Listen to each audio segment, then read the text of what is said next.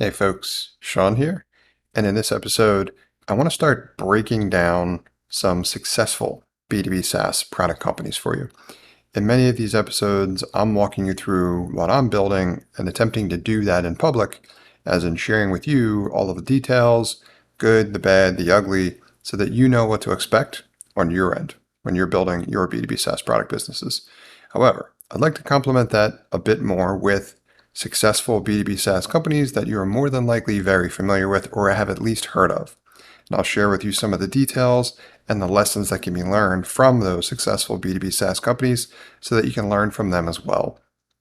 Other things I'm going to be doing is more than likely creating content where I'm breaking down both the usability and essentially evaluating, in my opinion, how effectively I think certain B2B SaaS products solve specific target market problems.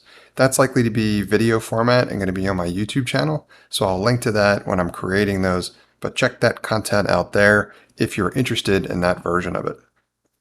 Now, the product that I want to talk about with you today is how you can achieve billion-dollar status, but without taking any investment with your B2B SaaS. And the case study today is about MailChimp. MailChimp, if you're unfamiliar, is a very successful email marketing platform. It was acquired in 2021 for $12 billion by Intuit. That's the company that makes various tax planning types of software, but they are very dedicated to B2B SaaS. And MailChimp was founded about 20 years earlier or so in 2001.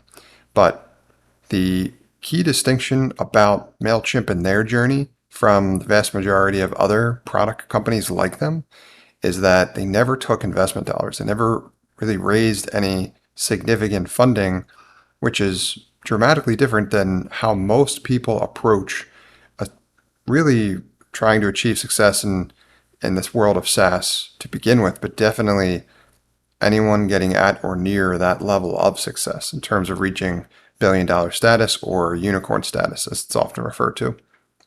So the first thing I want to mention is that you can be that successful without having to take investment dollars.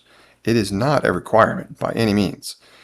You may not necessarily need to or want to get to quite that successful, but just goes to show you that it can be done. Now, the reason why stories like MailChimp's are rare is realistically because unicorn status stories are rare. That's really the element to focus on here, in my opinion.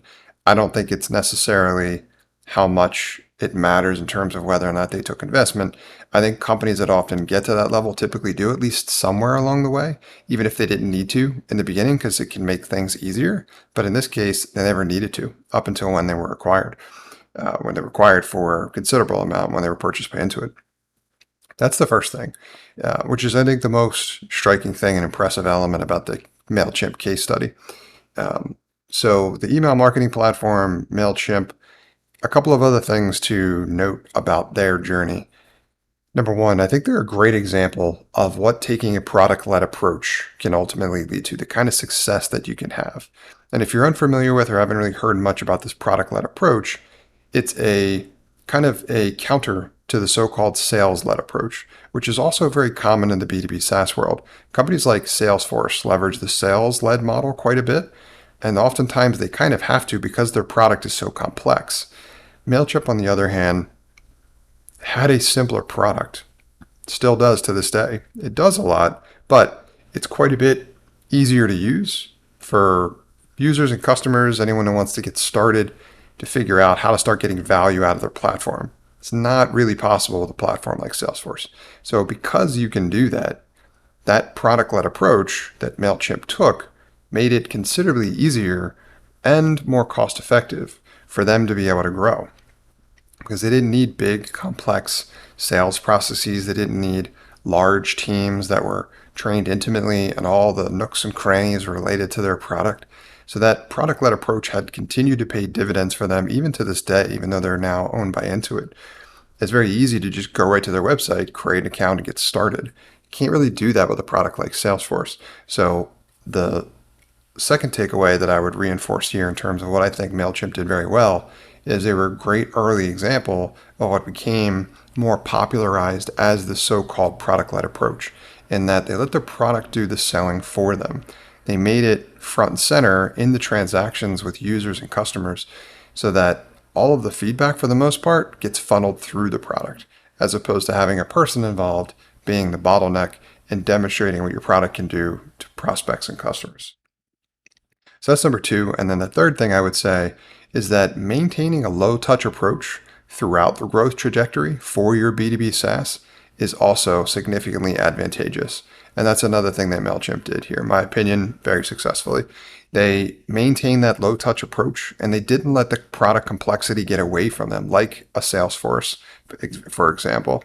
The product itself stayed really to the point in terms of the problems that they were solving and who they were solving them for with regard to managing anything related to your email marketing. And that continued to enable them to be successful. They didn't try to expand outward in a million different directions, complicating their value proposition and making that more difficult for users and customers to figure out how to get value out of it. That's my story about MailChimp. Feel free to check out my blog article, which goes into this and a bunch of other examples for top B2B SaaS companies in 2023 to learn more about those as well also. But the lesson to take away from here is that you can be ridiculously successful in B2B SaaS, even reaching unicorn $1 billion status without needing to take investing capital.